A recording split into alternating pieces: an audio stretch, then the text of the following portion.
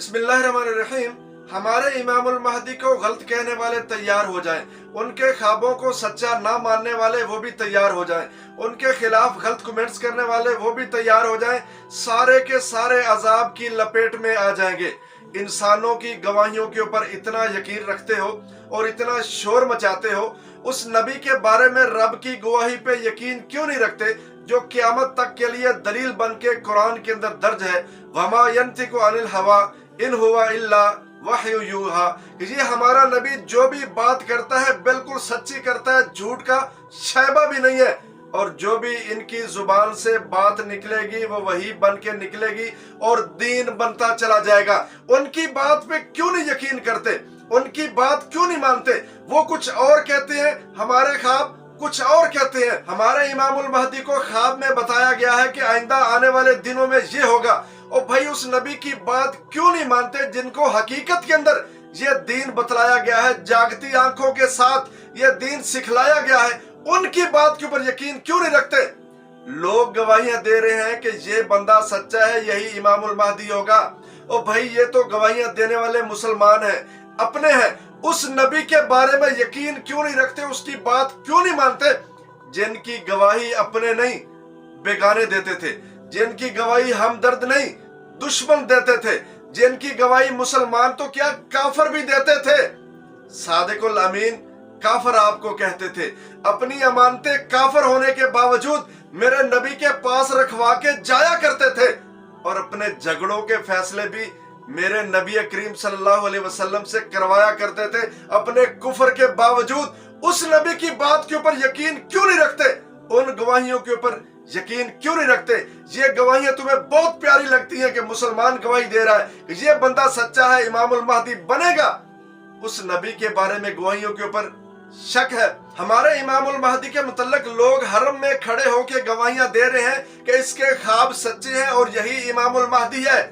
ہائے ہائے، اس بندے کی بات کیوں نہیں مانتے جس کی خواہش پہ مسجد الحرام کو قبلہ بنایا گیا تھا، بیت المقدس سے چینج کر کے مسجد الحرام کی طرف منہ کرایا گیا تھا، جس کے اندر کھڑے ہو کے تم لوگوں کی گواہیوں کو دلیل کے طور پہ پیش کرتے ہو؟ اس گواہی کو کیوں نہیں مانتے جو رب تعالیٰ نے قرآن کے اندر آقا علیہ السلام کی خواہش کو ذکر کر کے دی ہے؟ قَدْ نَرَىٰ تَقَلُّبَ وَجْهِكَ فِي السَّمَاءِ، اے نبی ہم آپ کے چہرے کو دیکھ رہے ہیں، بار بار آسمان کی طرف اٹھتا ہے، ہمیں یہ بھی پتا ہے کہ آپ کی منشا کیا ہے، دل کیا کر رہا ہے، خواہش کیا ہے۔ فَلَنُوَلِّيَنَّكَ قِبْلَةً تَرْضَاهَا، ہم آپ کو ایسے قبلے کی طرف پھیر دیں گے کہ آپ کا دل خوش ہو جائے گا، راضی ہو جائے گا۔ جس مسجد الحرام کو آپ قبلہ بنانا چاہتے ہیں، آپ کی خواہش ہے، ہم اسی کو قبلہ بنا دیں گے۔ فَوَلِّ وَجْهَكَ شَطْرَ الْمَسْجِدِ الْحَرَامِ، تو اے نبی ہم نے آپ کی خواہش پہ مسجد الحرام کو قبلہ بنا دیا ہے۔ اس مسجد الحرام کے اندر کھڑے ہو کے لوگ گواہیاں دے رہے ہیں کہ یہ بندہ سچا ہے، اور اس بندے کی بات کو کیوں نہیں تسلیم کر لیتے جس کی خواہش پہ اس مسجد الحرام کو اتنا مرتبہ ملا، مقام ملا، قبلے کا درجہ ملا؟ وہ نبی کچھ اور کہے، ہمارے خواب کسی اور طرف چلے جائیں، کس کی بات کو حق مانا جائے گا؟ یہ فیصلہ ہم نے کرنا ہے۔ ہمارے امام المہدی کو خواب بڑے سچے آتے ہیں اور پورے ہو رہے ہیں، اور بھائی اس نبی کی بات کو کیوں نہیں مانتے جن کو خواب نہیں، حقیقت میں سچے فرشتے دین بتا کے جایا کرتے تھے؟ نبیوں کے خواب بھی وہی ہوتے ہیں، لیکن اس کے باوجود ان کے پاس تو سچے فرشتے آتے تھے، ان کی بات کو ہم کوئی وقت نہیں دیتے، اور خوابوں کے پیچھے ہم اتنا چلتے ہیں، اتنا بلیو کرتے ہیں کہ ہم دوسرے کو کافر قرار دے دیتے ہیں، دجال کہہ دیتے ہیں۔ جو ان کی پیروی نہیں کرے گا، ان کے خواب کو سچا نہیں مانے گا، وہ کیا ہوگا؟ عذاب کی لپیٹ میں آ جائے گا۔ جس نبی کی خوابوں کے ذریعے زیارت کے دعوے کرتے ہو اور دھمکیاں دیتے ہو لوگوں کو کہ اگر تم نے اس خواب کو سچ نہ مانا تو سب سے پہلے عذاب کی لپیٹ میں تم آؤ گے، اس نبی کی ذرا سیرت بھی پڑھ کے دیکھ لو۔ طائف کا میدان ہے، پتھر کھائے ہوئے ہیں، لہو گر رہا ہے، فرشتے کی طرف سے آفر ہے، رب کی طرف سے بھیجا ہوا فرشتہ ہے، آپ اگر آرڈر کریں گے، حکم کریں گے، دو پہاڑوں کو ملا دیں گے، ان کو درمیان میں پیس کے رکھ دیں گے۔ میرے نبی نے کیا اعلان کیا تھا؟ نہیں، میں یہ نہیں چاہتا، اگر یہ نہیں مانیں گے کوئی بات نہیں ہے، ان کی آنے والی نسلیں ضرور اسلام کو مانے گی کہ یہی سچا دین ہے۔ آپ اس نبی کی سیرت کو پڑھ کے دیکھیں تو صحیح، آپ کے خواب کو جو تسلیم نہ کرے وہ تو عذاب کی لپیٹ میں آ جائے گا. اور جو نبی کی بات کو تسلیم نہ کرے، نبی کی شکل اس کو پسند رہا ہے، نبی کی صورت اس کو پسند رہا ہے، نبی کی بات اس کو پسند رہا ہے، نبی کا طریقہ اس کو پسند رہا ہے، وہ کس لپیٹ میں جائے گا؟ یہ فیصلہ کون کرے گا؟ اگر آپ کے بارے میں کوئی ایسے کمنٹس کر دیے جائے جو آپ کی طبیعت میں ناگوار گزرتے ہوں، اس کے لیے تو عذاب کی دھمکیاں ہیں. جو نبی ہمیں لغو باتوں سے بھی روکنے کا، بچنے کا درس دیتے ہوں، اس نبی کو آپ کرکٹ کے میدان میں تماشائی کے طور پہ کھڑا کر دیں، تو ایسے بندے کے لیے امام المہدی کی کرسی، کیا یہ انصاف ہے؟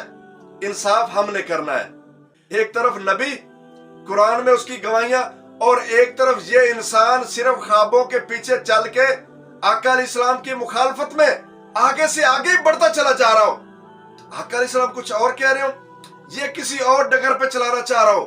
نبی کریم صلی اللہ علیہ وسلم کہتے ہو کہ یہ کام ایسے ہونا ہے، یہ اپنی طرف سے خواب پیش کر دیتا ہے کہ نہیں جی مجھے خواب میں بتایا گیا کہ یہ کام ایسے ہوگا.